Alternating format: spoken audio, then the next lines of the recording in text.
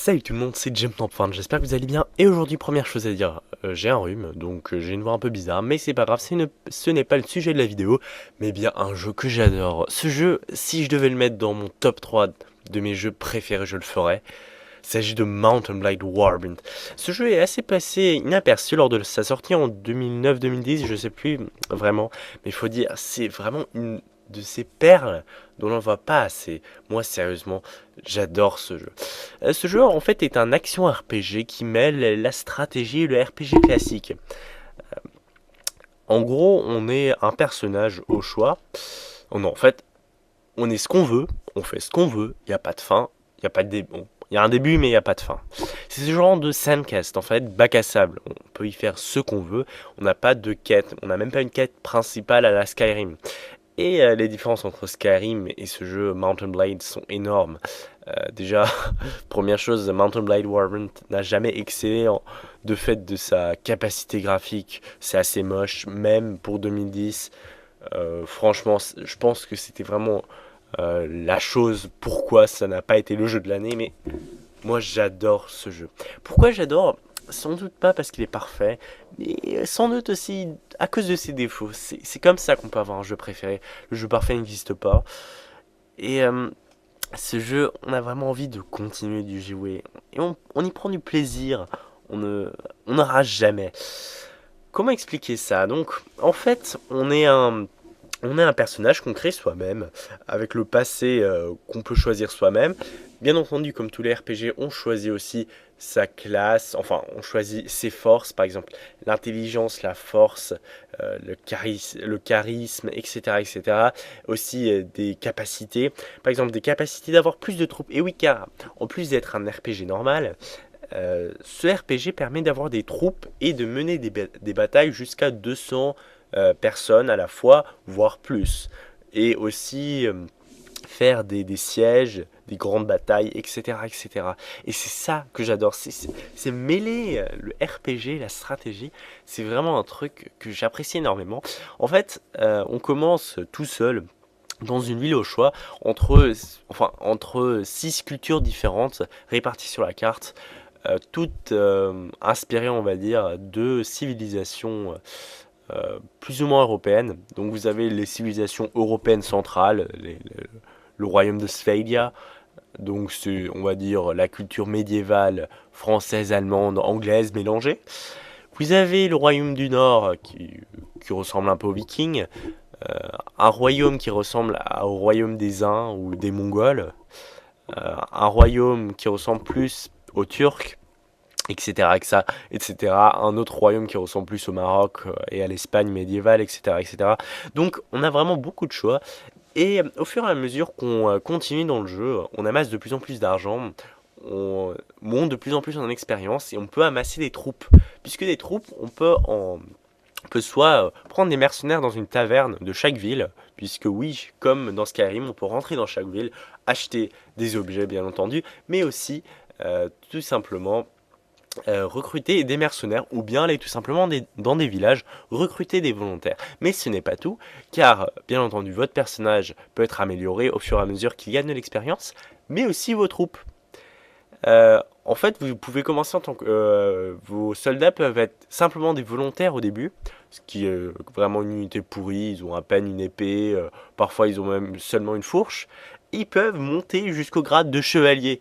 Jusqu'à là, bien entendu, il y a énormément de classes possibles, mais ils peuvent aussi être faire de l'infanterie, ou bien être des archers, ou bien être des archers montés, etc., etc. Et ça dépend aussi de la culture qu'ils ont. Enfin, il faut dire, ce gameplay est vraiment très très profond, il y a plein de possibilités différentes. Et c'est ça vraiment qui fait la force de ce jeu. Le seul défaut qu'on pourrait en fait donner à ce jeu, c'est qu'il est graphiquement moche, ça j'ai déjà dit. Et malheureusement on voit ça c'est un indie game, c'est un jeu indépendant, d'une boîte pas du tout connue, c'est Tales World. Et la chose qui est aussi un peu originale, c'est un jeu turc, c'était développé par des Turcs. C'est quand même assez rare, voire c'est la première fois que j'ai vu un jeu turc. Et faut dire, c'est vraiment vraiment pas mal. Dans la série Mount & Blade, il y a 3 qui sont sortis. Le premier, Mount & Blade, le deuxième, Mount & Blade Warband, et le troisième, sorti en 2010-2011, Mount & Blade with Fire and Sword. Si je devais vous en conseiller un, eh bien le premier, il est pas mal, mais graphiquement il est encore pire que les autres. Le 2, je pense que c'est le meilleur de la série. Euh, Graphiquement, il est toujours moche, mais un peu mieux. Le gameplay est encore plus travaillé. Il y a un mode multijoueur, je vais y revenir dessus après. Et pour le dernier, With Fire and Sword, en fait, c'est tout simplement le même que Mount and Blade, Warband, sauf que, bon, à la place d'être dans un monde médiéval, on est plus dans un monde renaissance avec des armes à feu. Mais ce n'est pas la seule force de ce jeu. Bon, en plus d'avoir un gameplay solo exceptionnel, une carte immense à la Skyrim où on peut aller n'importe où. Et je le rappelle, on peut faire des sièges, on peut pas participer à des batailles, mais on peut aussi prendre des châteaux. Si on a gagné un siège, ce château est à vous. Vous pouvez aussi avoir des villes, vous pouvez aussi avoir des propriétés en ville, gagner de l'argent avec. Etc., etc. C'est extrêmement profond. Vous pouvez faire ce que vous voulez. Vous pouvez être un marchand, comme bien entendu dans tous les RPG, mais aussi un chef de guerre. C'est vraiment ça que j'adore à ce jeu. Après, ce qui l'a aussi rendu un peu célèbre, et sa communauté est quand même assez, on va dire, c'est sympa, c'est que ce jeu accepte des mods, et il y en a beaucoup, énormément même. Les mods les plus connus seraient par exemple le mode Star Wars, regardez tout simplement sur internet. Le mode Star Wars permet en fait tout simplement de mélanger le jeu avec des goodies Star Wars par exemple, à la place d'avoir une ville qui s'appelle à la place en fait d'avoir des villes où on a des planètes et on se dirige parce que oui, je sais c'est pas extrêmement clair, mais il y a deux cartes différentes. En fait, vous avez la carte arcade, vous voyez le monde du haut et où ça défile rapidement. Votre personnage et votre armée sont de petits pions qui avancent au fur et à mesure. Et lorsque vous rencontrez une armée ou rentrez dans une ville, ça passe en mode temps réel. Et lorsque vous faites une bataille aussi. Et donc, par exemple, les modes Star Wars, à la place d'avoir des archers, eh bien vous avez des fusils blaster. À la place d'avoir une épée, vous avez une épée laser. Bref, c'est incroyable. Il y a aussi d'autres modes comme par exemple la 6ème compagnie qui lui, si je me souviens bien, oui, c'est la 6ème compagnie qui lui raconte, qui lui donne accès tout simplement à un autre jeu avec des armes à feu, etc. etc. C'est d'ailleurs pour ça que le Mountain Blade With Fire and Sword, donc le dernier qui est sorti, je le rappelle, était assez mal reçu par les critiques, pas parce qu'il était mauvais, mais en fait, c'est tout simplement d'un Mountain Blade Warband. Il s'agit tout simplement d'un mode et pas d'un mode exceptionnel. Et autant vous dire que même si vous avez plus envie de jouer à ce solo, et encore, pour ne plus avoir envie de jouer à ce solo, il faut avoir au moins joué quelques centaines d'heures.